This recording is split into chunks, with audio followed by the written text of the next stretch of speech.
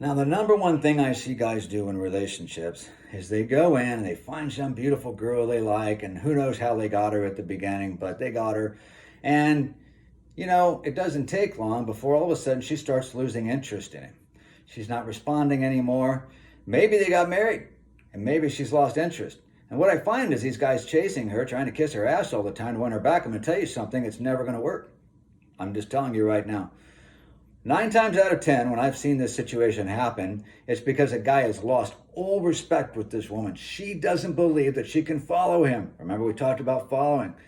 She doesn't know that he's a protector, that he really cares about her. Why? Because a real guy who really protects isn't afraid of confrontation. Now, let me tell you something. I grew up in a very high confrontation home. I mean, man, they fought like cats and dogs and manipulating each other and throwing shit at each other and throwing shit at me. I mean, it was horrible. It was a horrible environment. So I step out, I get married, I'm going into this marriage, and we're going to have a no conflict marriage. Well, you can kind of guess where that went. I kept that up. I'm telling you, I'm sharing my own failures and my mistakes with you. I'm at this point right now where I'm telling you something. You have to understand that conflict. There is growth that will only happen on the other side of conflict. It means you got to address things, guys.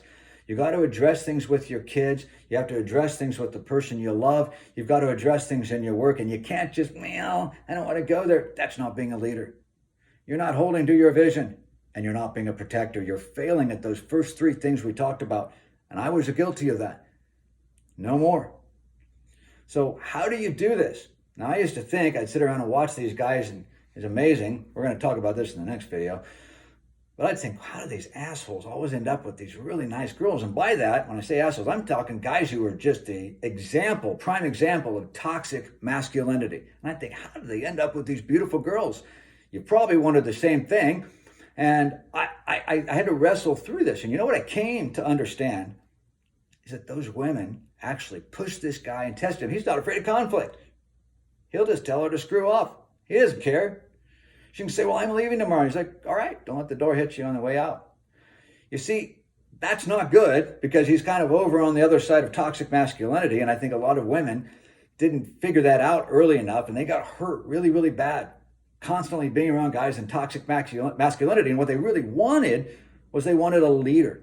They wanted somebody they could follow, somebody with vision. And they hoped they had a protector, but they didn't. So here's my thing to you. If you're having relational problems, either finding somebody or in a relationship right now where it's not working, the first thing you got to do is get in your heart, man. Get inside your head. Right? It means you got to not be afraid of confrontation. You can confront lovingly, but you got to know who you are. So here's what I've mentored my boys in. You've got to know your non-negotiables. My personal non-negotiable is I don't do drama.